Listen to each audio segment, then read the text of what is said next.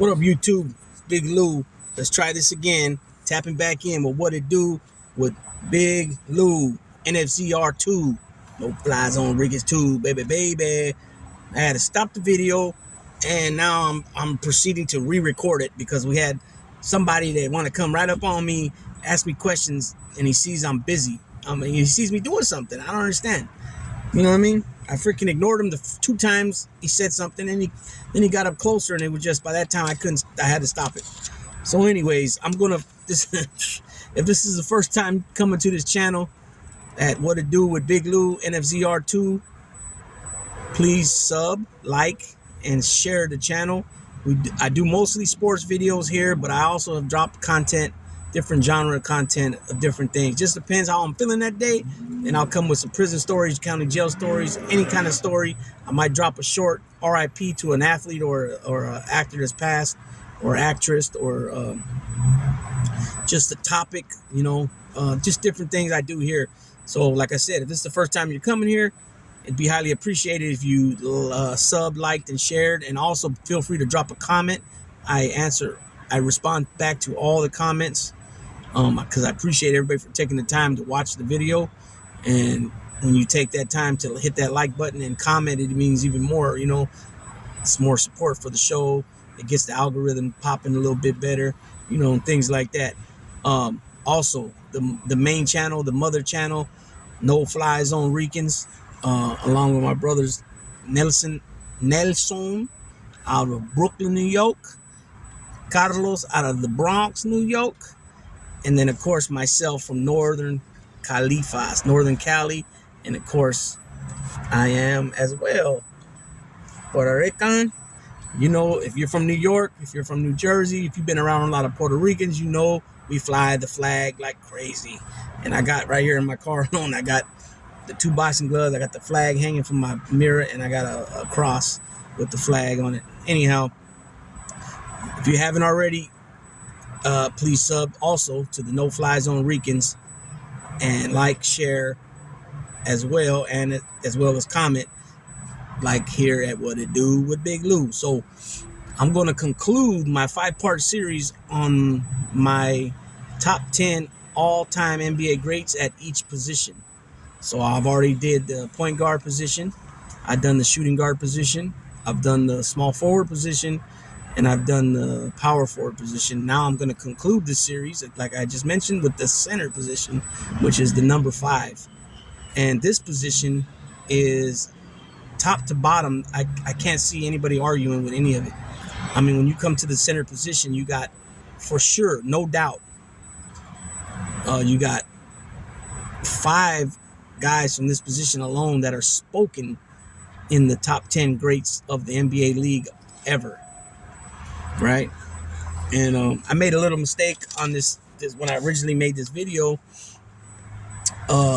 I totally forgot about somebody and I left him out. And originally at number 10, I had Dikembe Mutombo, 7'2".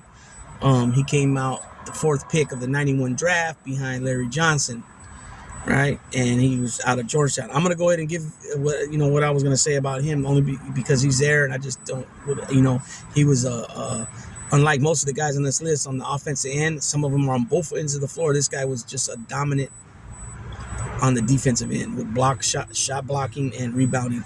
But like I said, 7'2", he got known for the finger wagging after he blocked a shot. There have been times where a team would have 3 or 4 chances, and he would block them, and somebody else in that team would grab the ball, try to put it back up. He'd block them again. Somebody else might grab it, or the same guy might get it back and try to put it back up again, and he'd block it again. I've seen him sometimes block the ball 4 or 5 times in one possession. He was dominant, and he averaged just under 10 points a game, but he averaged 12.3 rebounds a game, almost 3 blocks a game. He played 21 seasons. I believe he's the all-time shot block leader. But Dikembe didn't make my top 10 list because originally he was number 10, and I had to change things up. So at number 10, who I ended up installing there, because like I said, I forgot somebody, and they weren't going to go at number 10. That's how good they are. They were a little bit higher up, so I had to mix around my numbers 7 through 10.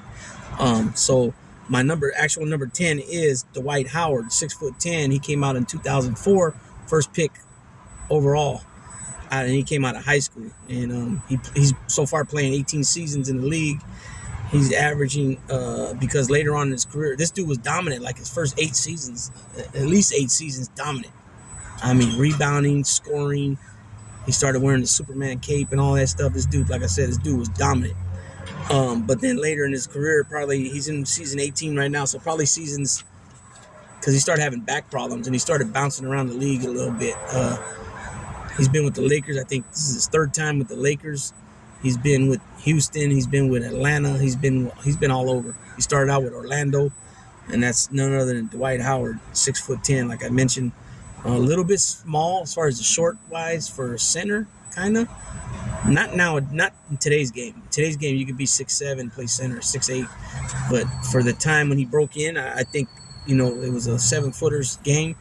Really, the only ones that stick out to me that are under 7 foot that were centers that were damn good was Alonzo Mourning at 6'10", Ben Wallace at 6'9", and then this guy, Dwight Howard.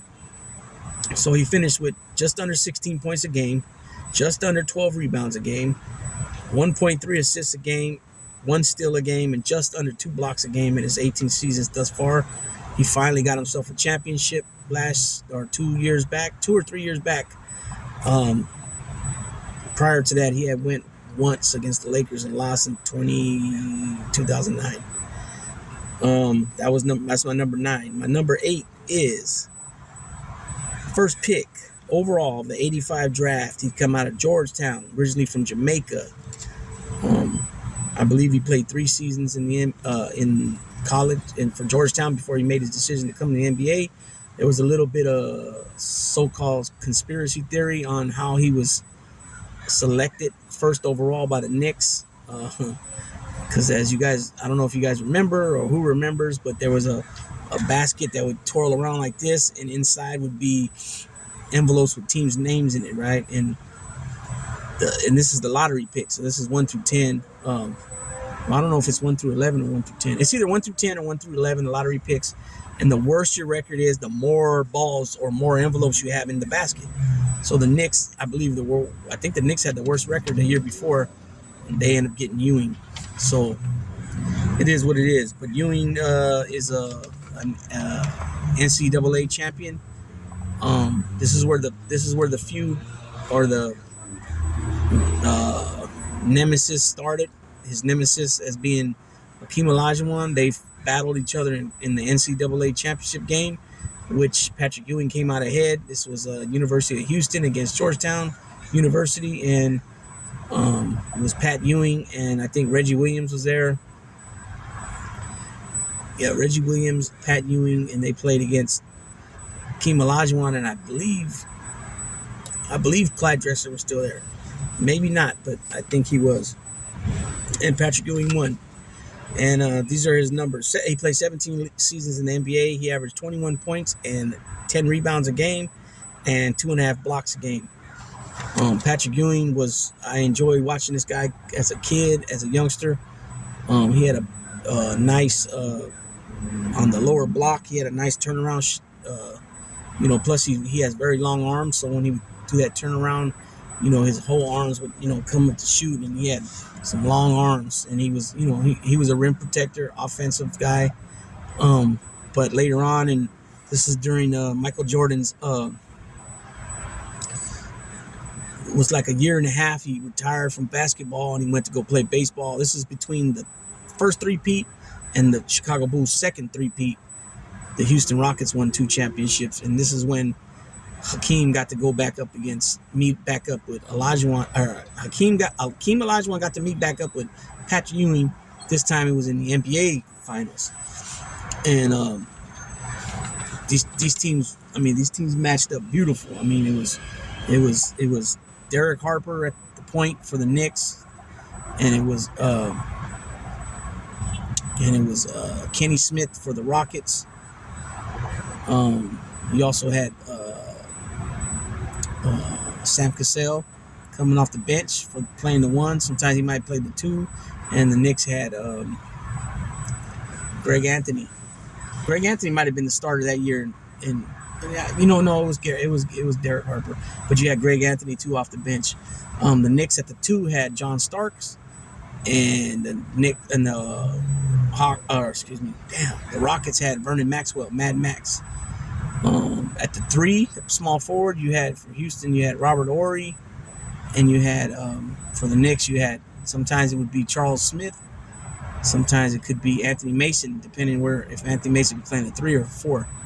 At the 4, you had for the Knicks Charles Oakley, who was a mad rebounder, the oak tree they called him because he was thick, tough, and you had Otis Thorpe for the Rockets, another decent guy. Not a score. Neither guy was scorers, but they were nice rebounders and they played defense. And then, of course, at the 5, the center position, you had Akeem Olajuwon, the Dream, for the Rockets, and you had Pat Ewing for the Knicks. And this is where they went They went to the 7th game, but the Knicks won. Or excuse me, the Rockets won, and Olajuwon got his payback against Ewing this time in the NBA. I would like to hear that from some of these players, though, that won both an NCAA title and a championship, or came short in one or the other, but won either the championship in college or the NBA, and which one meant more to them. I would like to hear that one day. Okay, so that's my ninth. That's my ninth, Pat Ewing. My 7th is Nate Thurmond, 6'11", first round, 3rd pick of the '63 draft. He came out of Bowling Green University, 14 seasons in the NBA. He averaged 15 points, 15 rebounds, and almost 3 assists a game.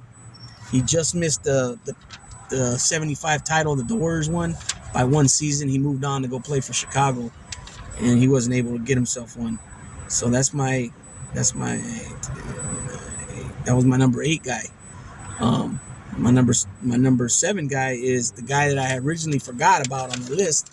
I don't know how, because this dude was a dominant force. Moses Malone. This guy came out in the 3rd round of the '74 draft, and he came out of high school. He had a great career in the ABA and also in the NBA. He only stood at 6'10", so again, he wasn't a real big, real tall guy. I mean, that's tall. That sounds funny. He wasn't a real tall guy. He was 6'10". No, he was tall, but for the center position, it was dominant by this, 7-footers at that time, 6'11", 7 foot. But don't get it wrong, Moses Malone was able to play guys like Kareem Jabbar. He dominated against Jabbar in many games. He played against Robert Parrish. He played against who else was around back then? Billy Joe Carroll, Jack Sikma, a lot of guys like that. Ralph Sampson, you know what I mean? But Moses Malone was 20 points a game, 12 rebounds a game, 1.3 blocks a game, and he played 21 seasons. Definitely all-time great. He's part of the 50th anniversary team and the 75th anniversary team. So far, all the guys I mentioned are members of the 75th anniversary, or the 50th anniversary and the 75th anniversary, except for Dwight Howard. He's only part of the 75th anniversary teams. So far, that's my 10 through 7, or 7 through 10, I should say.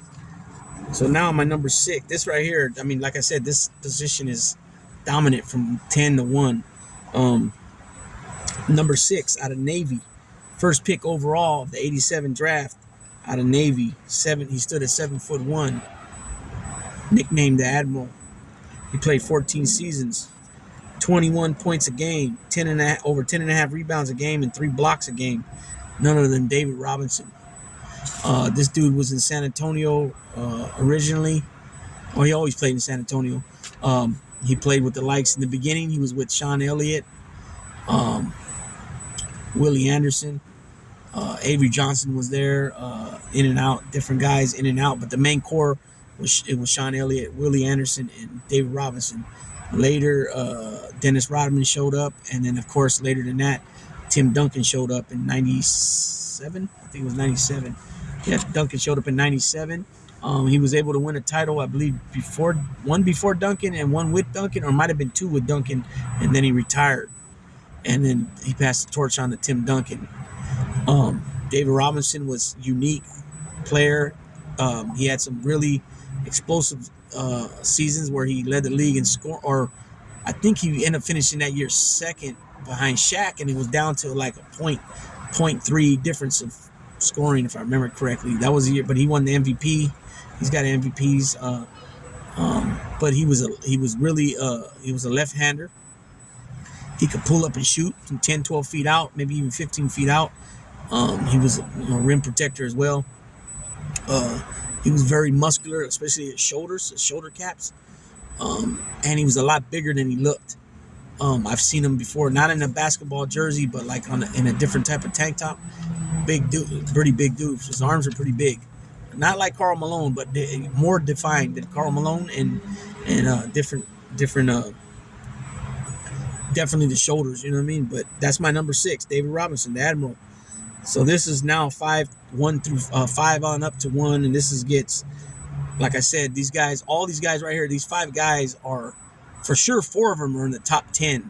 And I want to say the 5th guy, if the 5th guy's not in the top 10, he's in the top 11. So you got 5 guys I'm about to name off now that are in my all-time list. The guy that I got at 5 was because I made an exception with number 10, and I had a 10A and a 10B. And my 10A was Tim Duncan, and my 10B was this guy. So technically you could say 11. So these 5 guys are in my top 11 all-time of NBA players. And number 5, I mentioned him earlier, from the University of Houston. Then he got drafted by Houston. He stood 7 foot. He was the first pick in the 1984 draft, which I've mentioned this before. There's 3 draft classes that stick out to everybody that could be perhaps the greatest draft class ever. One happens to be 1984. This guy came out with Michael Jordan, Charles Barkley, John Stockton. Then you got the 96 draft with Ray Allen, Kobe Bryant. And I think Steve Nash, all them guys came out of that draft. Oh, Allen Iverson, excuse me. I almost said Dirk Nowitzki, but I think Dirk came out in 98. And then you got 2003, which was Bosh, LeBron, Dwayne Wade, and Carmelo Anthony. So this guy played 18 seasons in the league. He's one of 2 guys, him and Michael Jordan, to ever win the regular season MVP, the Finals MVP, and the Defensive Player of the Year. He's also only one of 4 or 5 guys to ever have a quadruple double. And that's what I didn't mention earlier. Nate Thurmond is also one of the guys. It's Nate Thurmond, David Robinson did it too. It's David Robinson, Nate Thurmond, and this guy, and one guard, Alvin Robertson. So this guy, like I said, he came out in 84, first overall. 18 seasons in the league, is none other than the Dream himself, Hakeem Olajuwon. This guy is not only him being a huge on the defensive end as well as the offensive end. He has one of the most dominant offensive moves to ever be seen in the NBA. There's another guy on this list that also has probably the most dominant move in the NBA. 2 guys at the center position. On top of that, you had the finger roll from George Gervin, and you had probably Michael Jordan, and I think Kobe Bryant was just as good as Jordan when it came to this, the turnaround fade. Because later in their career, they finessed on up. There was no more taking it to the rack and jamming anymore after injuries and such things. Jeez.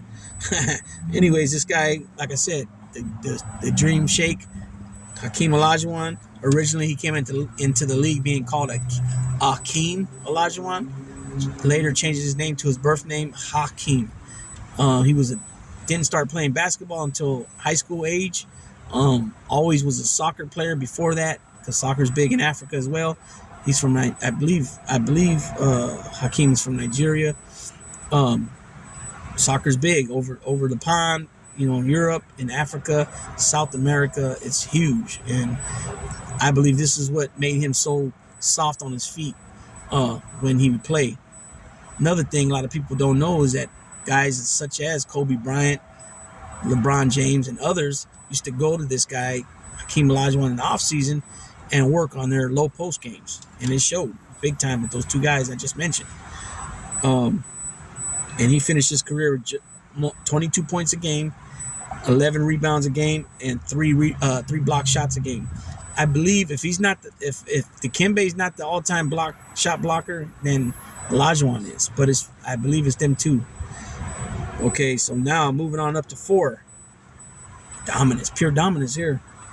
7'1", first pick overall, 92 draft out of Louisiana State University. He played 19 seasons in the NBA. None other than Shaq Diesel, Shaq Attack, Shaquille O'Neal.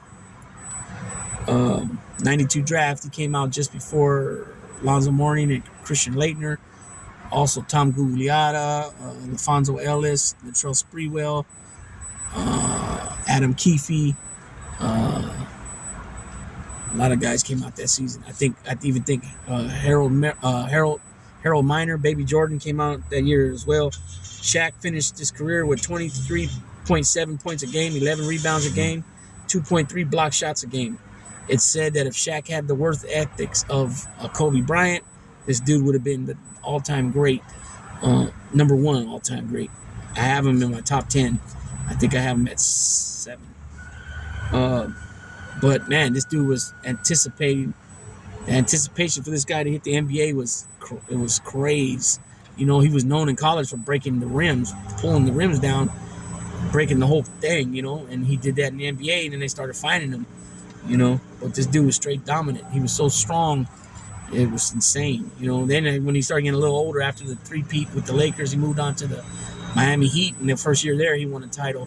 But after that, after he wasn't a starter, he became more of a role player. He started putting on a lot of weight, and he started getting a lot of injuries later in his career. Number 3, also 7'1", University of Kansas. He's a Jayhawk. He played 14 seasons in the NBA. He came out in the 59 draft, which was called the territory draft. I don't even know what that means. But it's none other than Wilt the Stilt Chamberlain, the man who scored 100 points in a game. This dude was the Shaq before there was 7-footers around. This guy was a dominant force in his day. Other than playing up against Bill Russell, who was 6'9", 6'10", nobody else could mess with him. This guy was 7'1". Again, he was a freak of nature, they say, so-called say, and he was just a straight dominant, powerful force. He finished his career with 30 points a game, 23 rebounds a game, and 4.4 assists. And that 4.4 assists for a center, that's damn good. So you can't say he was just straight pure ball hog, because that's a lot of assists for a center. You know what I mean? That shows that he was, he liked to pass. And that's number 3, Wilt Chamberlain. Number 2, out of the University of San Francisco, 6'10". He was the first round second pick of the 56th draft. He played 13 seasons in the NBA with 11 titles in 13 seasons. This guy was the Secretary of Defense. That's what his nickname was, because he was so defensive. He dominated defensive end of the ball. Offensive, he could have averaged way more points, but the fact that he had Cousy, Sam Jones, Casey Jones, those guys around, who else was there? Havlicek a little bit was there. So these guys had the offense covered. So he just, he'd get some layups here and there, putbacks, but he only averaged 15 points a game, but he averaged 22.5 rebounds a game. And he averaged 4.3 assists as well. So his rebounding and Wilt's are just about the same. Wilt's just about a half a rebound ahead, and their assists are pretty much dead on. And he stood at 6'10" out the University of San Francisco, native of Oakland, California. Number 1, this guy stood at 7'2". He played 20 seasons in the NBA. He's the current all-time scorer. It's not going to last too much longer. LeBron's going to break it probably this season. If not this season, next for sure. This guy didn't know what it meant to lose. I think he lost 1 game in high school and 1 game in college, I think it was. But he was from Power Memorial, I think it was called, out of New York. Then he went on to play for the University of California, Los Angeles, UCLA. He was a Bruin. Played for the great John Woodard. First pick overall, the 69 draft by the Milwaukee Bucks. Back then he was known as Lou Alcindor. Later became Muslim, changed his name to Kareem Abdul-Jabbar. He is my GOAT all-time NBA GOAT. I got MJ second. And he finished his career with 24.5 points a game, 11.2 rebounds a game, and 3.6 assists a game. Even that 3.6 assists a game by Jabbar is very good for a center. And I praised Wilt Chamberlain and Russell earlier for their 4.4 assists a game, but even Kareem at 3.6 was very well. I mentioned earlier that he has probably the most dominant offensive move in NBA history, which was the skyhook. Him being 7'2" in his wingspan, there was no way that anybody was going to block that shot. Once it was up and ready. Once it was up, coming up, stripping it is one thing, but once it was up in position, and his body is between the defender and the ball, nobody could stop that. And he was hitting this skyhook from 15 feet out, 18 feet out. I mean, that's how he mastered this offensive move. I believe that this move is the most dominant move in history, along with Jordan's, turnaround fadeaway and Kobe as well. Because Kobe pretty much mimicked Jordan when it came to that, but he did a damn good job of it. And then you had Akeem Olajuwon's Dream Shake, and I would have to definitely put George Gervin's finger roll in there. But definitely this position, like I mentioned earlier, is the most out of the 5 positions. That position was the had the most. Like I said, 1 through 5 were in my top 10. Again, I had 10A and 10B, so I had one of them at 10B. So you could say these top from 5 to 1 to 5 was in my all-time top 11 players all time. So with that being said, again, I'm gonna mention it again. We got to promote the channel. So if this is the first time you're coming here, I'm gonna remind you before this ends to hit the like button, to hit the sub button, share the channel, and also comment here. I respond to all the comments on both channels. Here with What It Do with Big Lou, NFZR2. Be sure to, again, sub, like, and share, and comment. And also at the mother channel, the main channel, where I'm part of a 3-man crew along with my brothers Nelson from Brooklyn, New York, and Carlos from the Bronx, New York. And again, I'm from Northern Cali. So a little East Coast, West Coast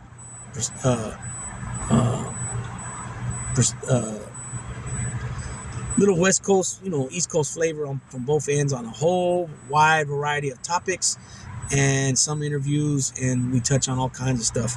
So again, please be sure to sub, like, and share to both channels at What It Do with Big Lou, which is this channel here, NFCR2, and then also the original channel, No Fly Zone Ricans.